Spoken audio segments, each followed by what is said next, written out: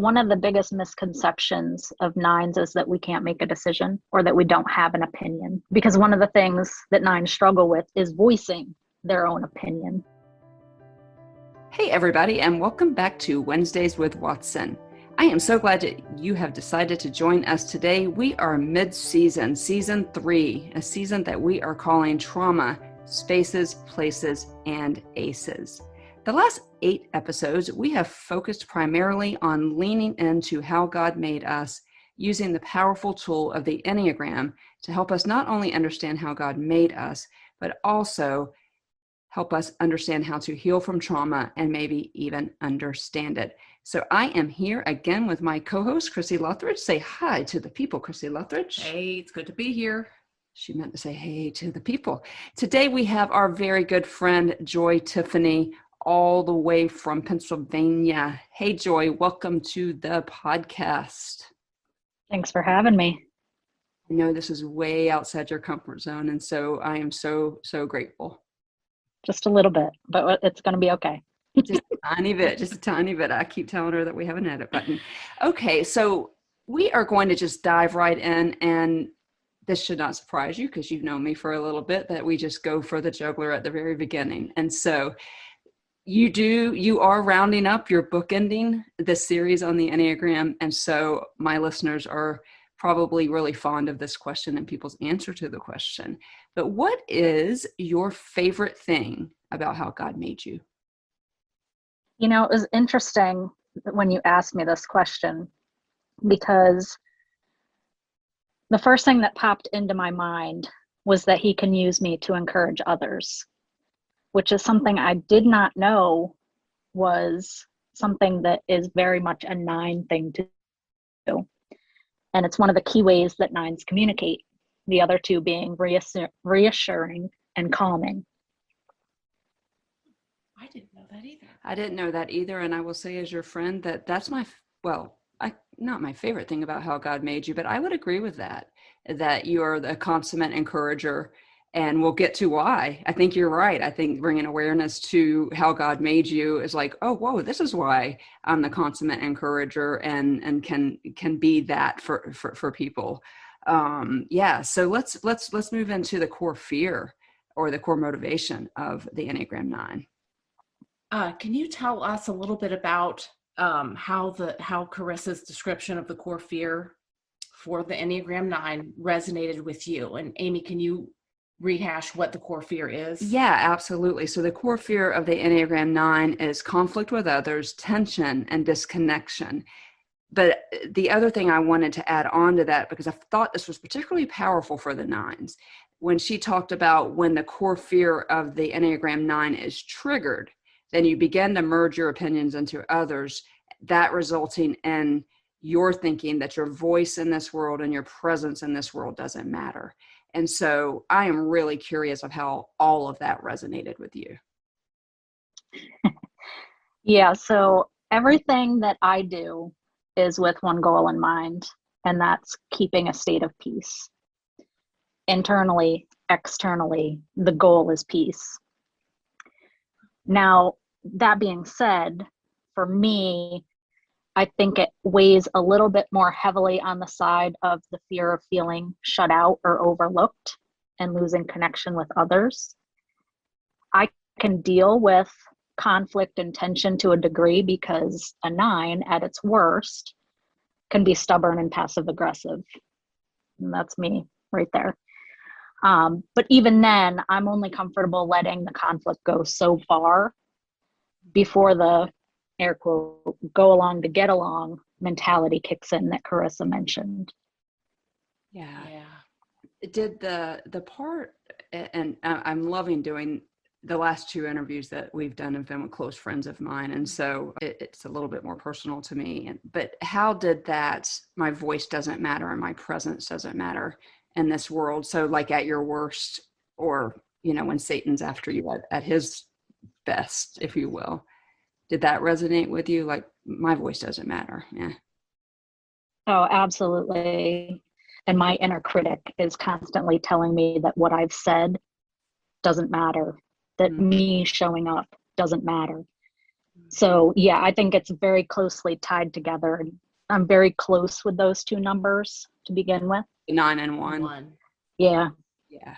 Yeah. You probably wing into the 1. And of course, Carissa said that inner critic was she described it as mean and relentless into that 1. And Oh, I yeah. think you resonate with that a little I bit, do. don't you? That's my second highest score as well. And so it's a loud voice, and it's a great tool of the enemy to tell us either we don't matter, or our voice doesn't matter, or you're not doing it right, or any number of things. Well, and I'm good friends with both of you, and you both are fluent in what we call Watsonese. And so one of the things on the 1s is that you need things to be right. You need things to be accurate. So Joy, I can see where when you pair that with the 9, like you see something wrong or inaccurate and everything in you wants to make it right. Yet there's this aversion to doing that because you don't want the conflict and the tension. And so Yeah, absolutely.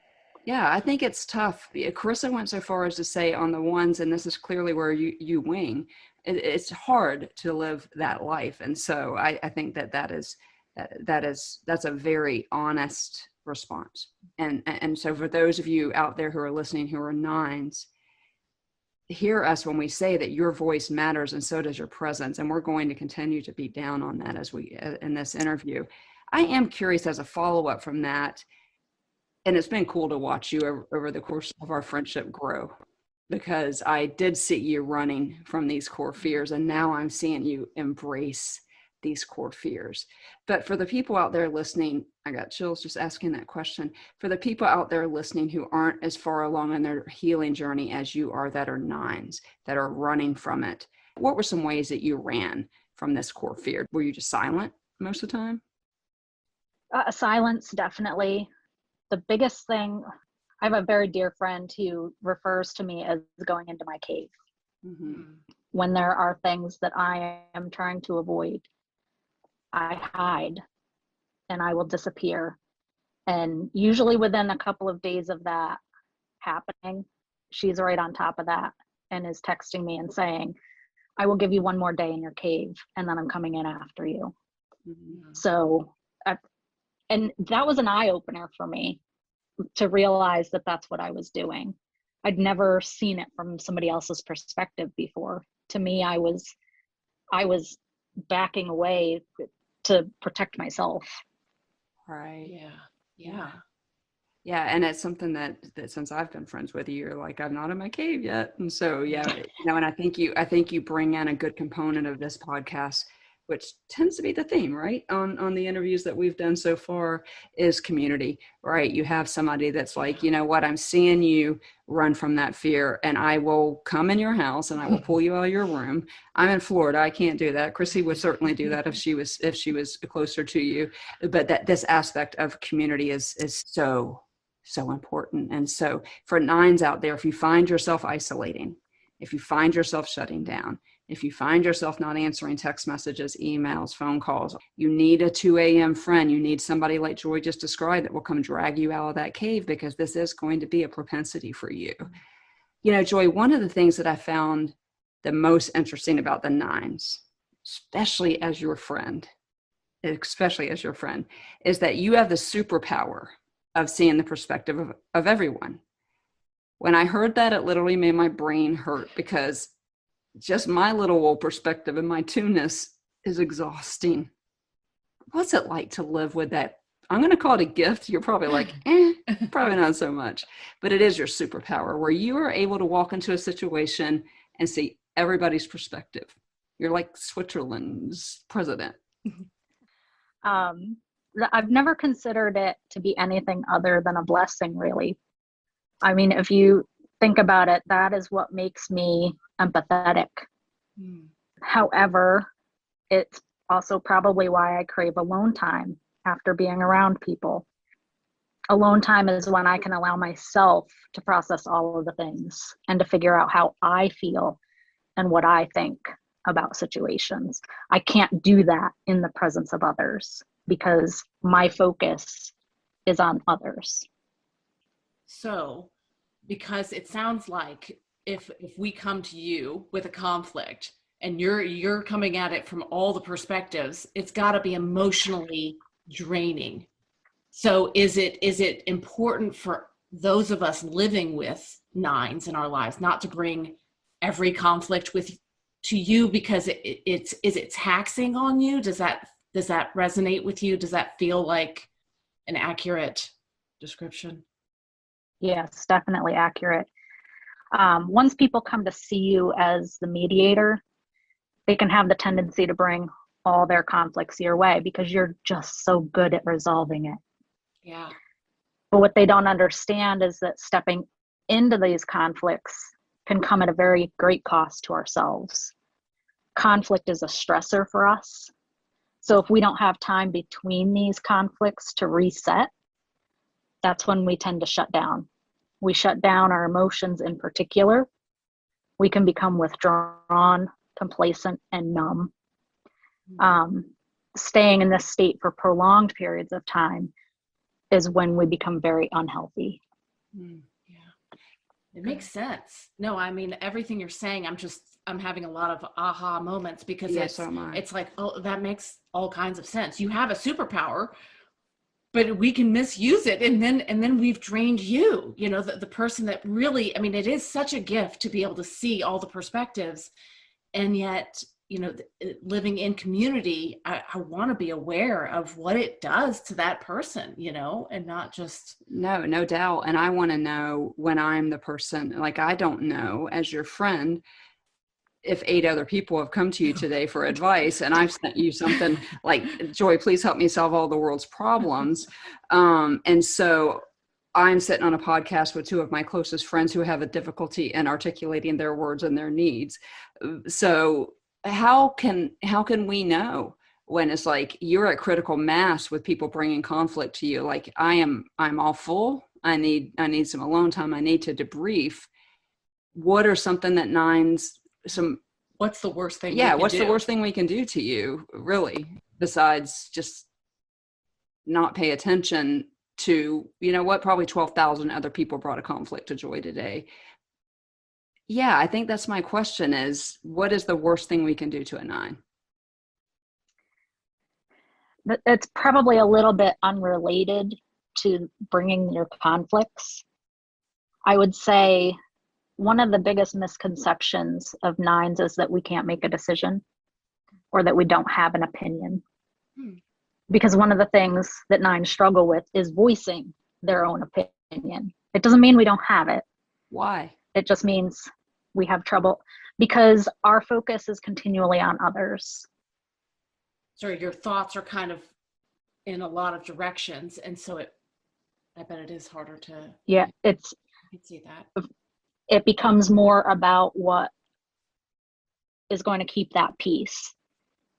And so therefore, what someone else may want becomes higher than ourselves. We put their need or their want ahead of our own. And to maintain that sense of peace, that's why we usually just go along with what others want. But by asking for our opinion or our input or our ideas, you've communicated that our voice matters. And that goes back to one of those core fears. But if that opinion, input, or idea goes unacknowledged or is just ignored, that communicates the complete opposite. And that core fear of being overlooked kicks in. That makes so much sense. And so for those of you out there who have 9s in your life, and I've experienced this with you, Joy, is like, you know what? I'm going to save my questions, my opinion when I need the best of Joy for when I need the best of Joy, because I know this about you only because I have done this. But at the same time, I can't say that I've not learned the hard way of coming to a 9, not just you, but I've got lots of 9s in my life. And because I'm a 2 and super accommodating, I'll smile and shake my head and go, yeah, I'm going to do that, even though I totally disagree with you. And so I think one of the things, Chrissy, that you have taught me is to be honest. It's like, yeah, that sounds good, but I'm probably not going to go that direction. But what I did take from what you just said for me, because it's impossible for somebody to say something to you and not to be able to pull out some little nugget, right? And so when you go to a 9, understand that they are already sacrificing by even holding space for you in some ways, because you can't help There's it. so much thought process going through. Yeah. To give an opinion, they're thinking through so many different angles. Right. That when they give an opinion, it matters. So would the best thing be, let's just say, you know, I come to you, you give me an opinion, and I'm not going that direction, but the important thing is to at least acknowledge the voice. Yeah. Thank you. Absolutely. Okay. Yeah. Acknowledge it, you know, and even if you can point out why it was helpful, even if it led you in a different direction, to know that your voice led to them being able to make X decision. Yeah. That's going to resonate with a 9. That is huge. That makes a lot of sense. That is really, really huge. And it really is your way of saying, you know, you love us because you have entered into this very noisy space.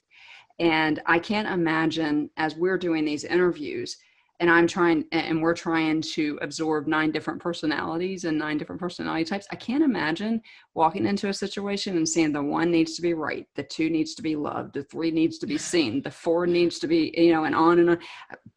I mean, like, my mind is just blown when I think of that. And so we need 9s, but we need to take care of them. Yeah.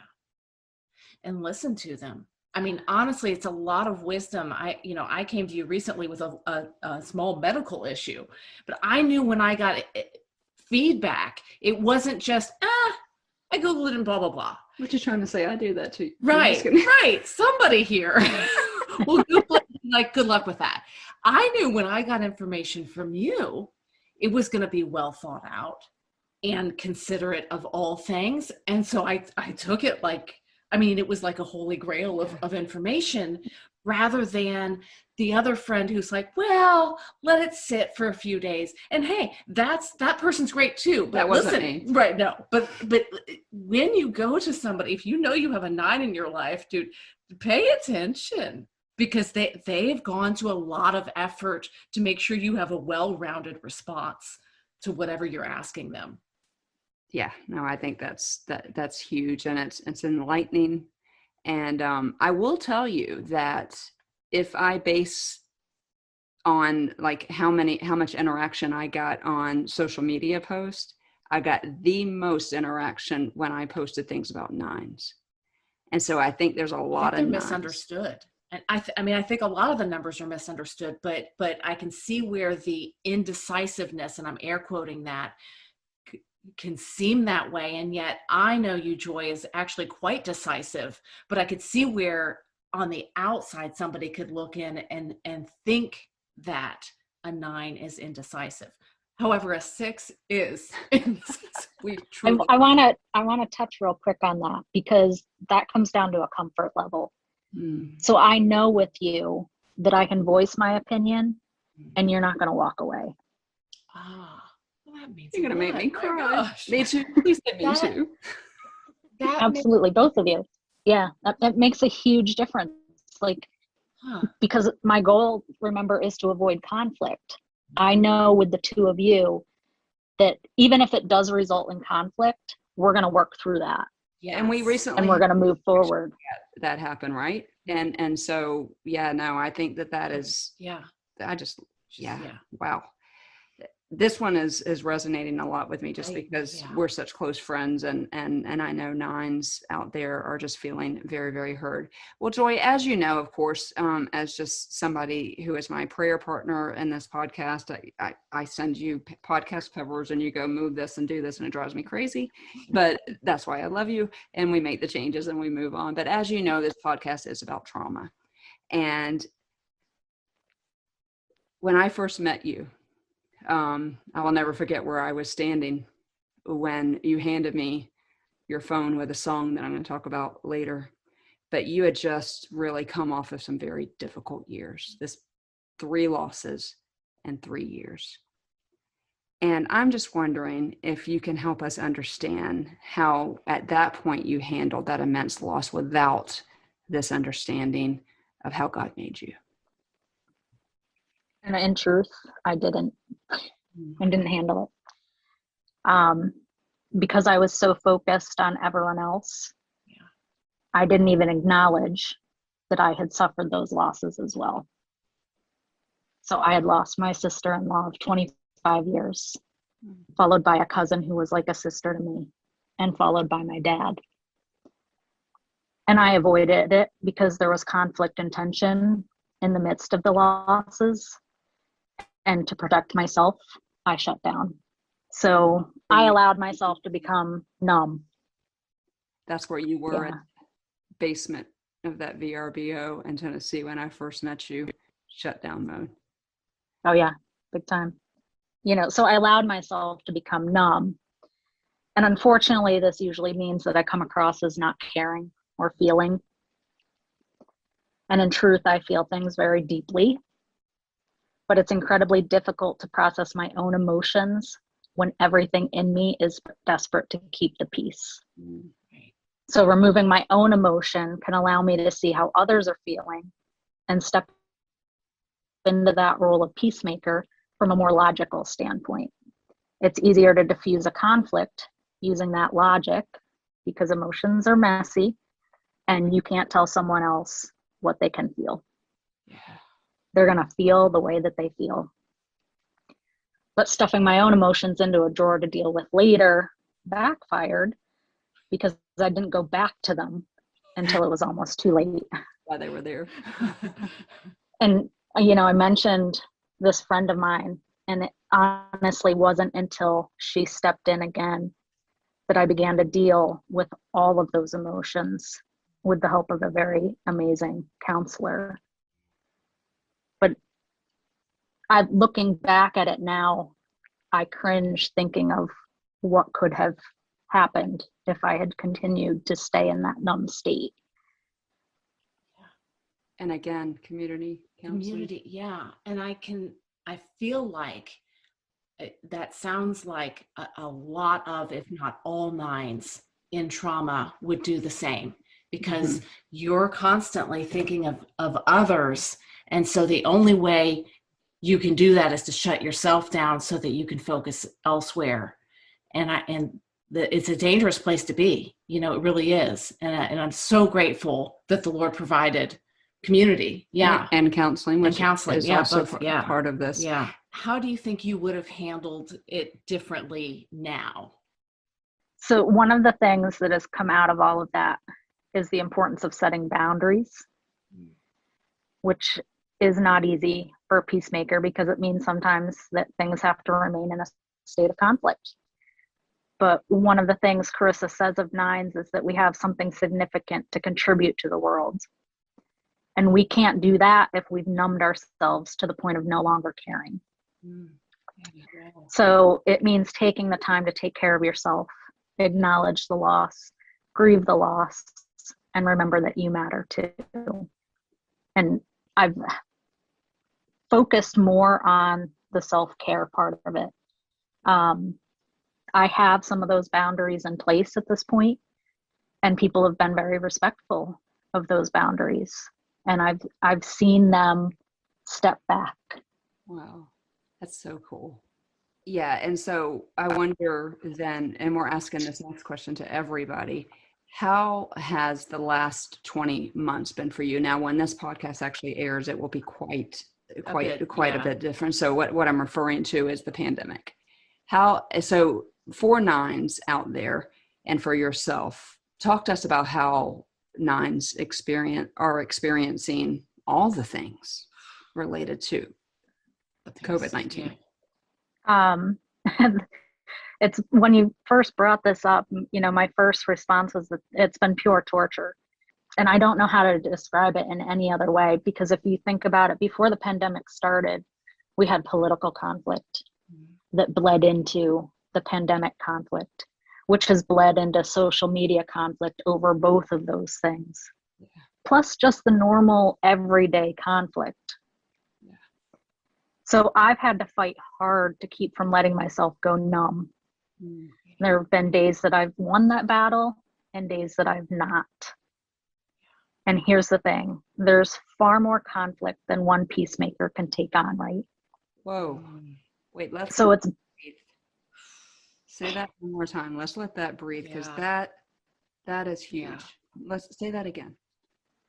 there's far more conflict than one peacemaker can take on. Far more conflict than one peacemaker can take on. Yeah. I can think of one peacemaker whose job it is, and that's the king of the world. Yeah. And so it's been a time of leaning into that king of the world. And that song, I love that song to this day. But asking him to reveal the places where I can be beneficial. You know, I can't step into the middle of every conflict that comes my way because I'll destroy myself. Yes. But there's great freedom in recognizing that even if I am not the one to suit up, I can pray and God will hear those prayers. And I'm living through situations like that today where everything in me wants to step in and God has not given that green light. And so all I can do is pray through it. And there are days that I fall asleep praying that he would step into those situations. Yeah, it's powerful. So nines out there who we've all lived through this pandemic. Even when I phrased that question for you, Joy, and for the other nines, it didn't occur to me that you would view it like this is a million little conflicts. It is. When you look at it, it's just been conflict layered on top of each other, on top of each other. So, and there really hasn't been a break, None. you know? Mm-mm. And so I on the positive side, if there is one, it is an opportunity to lean into the Lord like you're talking about, and recognize that truly we need him. Yeah. You know, We really it do. is not going to be by our own strength. Yeah, as we so often refer to on this podcast as a star of the story, who also, by the way, was able to see everybody's perspective.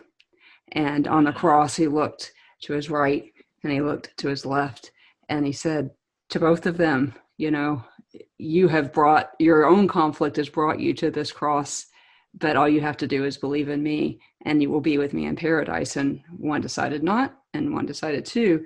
But the fact that Jesus even decided at his lowest point to enter into the conflict of humankind tells us that he can do that because he's God, that we can't. And so while he's not hanging on the cross anymore, he still very, very much wants us to invite him into conflict. And I think that that's just really important for us to remember. So as we round out the podcast, Chrissy, this is your favorite question to ask. So if the mic is yours. I really like asking everybody, how can we do life better with nines? What is it that you would love for all of us to know about nines and how we can live in community better with you all? One of the things that has come out of just studying nines, basically studying myself to understand why I do what I do. One of the questions that I came out with was wondering how many nines have quality time as the love language. Because for me, that's a surefire way to show me that my presence matters. As Carissa said, nines want to know that their presence matters. So when someone takes the time to focus on us and hear what we have to say, it reinforces that for us. Know that we enjoy discussions, but sometimes we kind of meander. But if you stick with us, you'll find that we have things of value to say. Let us give you the benefit of our superpower of seeing all those perspectives. And when you do, it shows us that what we have to say is important to you and that we matter. We tend to focus on others. So having someone focus on us speaks right to our heart. I'm sorry, I'm a little bit speechless. That doesn't happen very often. But being a two and deferring to others too, I get that. And I just a practical example of this, and why I'm spending a half a podcast season on the Enneagram is having studied my friends. So I started with the 6s and the 9s because you guys are two of my closest friends. I was recently up near you, Joy, visiting another friend, and I knew that I had to get to you, even if it was only for 4 or 5 hours, because that was the way I could show you that I loved you. I could have asked you to come to me. I could have asked you to do any number of things. But because I learned this, I white knuckled my way in the Northeast. You people drive crazy up there from Allentown to where you live. And I did that on purpose because I wanted to, and it was an amazing time. But I wanted you to know that I'm listening. I get it. That doesn't make me a good person. That just makes me an informed person. And that's what I want this podcast to do. And that is that question is the reason why we want people out there to know how we can show 9s that we love them. Yeah. I just want to end with, Joy, one of my favorite things that you and I talked about in the early days of our friendship, and this really seemed to resonate with you, 9s out there. When you get on an airplane and they tell you to put your mask on, and I mean an oxygen mask, I'm going to say that, before putting on the mask of another person. There's a reason for that, because you need to be able to breathe air if you are going to help the person next to you. And Joy, that really resonated with you early in our friendship, because, and the same thing is true. So we have to figure out a way with 9s to differentiate between the cave and the time that, like Jesus, you had to go out into the wilderness and be by yourself and decompress, because Jesus had to do that. Because you know what? I think Jesus was a 9. Well, he was in everything. He certainly. And so 9s out there, try to make sure that you're walking that line as finely as you can between walking into a cave and being like Jesus, where you go to isolate. And so, Joy, to use your example, you fall asleep praying in the wilderness, asking God to step in with all the conflicts, the King of the world. And by the way, that was the song that Joy held up to me. And Help Us Want the Healer. There was that whole CD where you just sat down there and everybody else was talking about other stuff. But he is the King of the world. And the other thing that resonates with you, Joy, that I want to say to you, and I've not said this on any other number, but I'm saying it to 9s. You matter. Full stop. That was single-handedly the one message from your first season that I clung through the entire season. And every time you posted it was a reminder that you matter. And 9s out there, you matter. And I matter, and Chrissy, you matter. And so for those of you that are 9s out there, please take good care of yourselves. Please, we need you. Yeah. We need you. I need my friend Joy the 9. I need my friend Joy the 1 wing.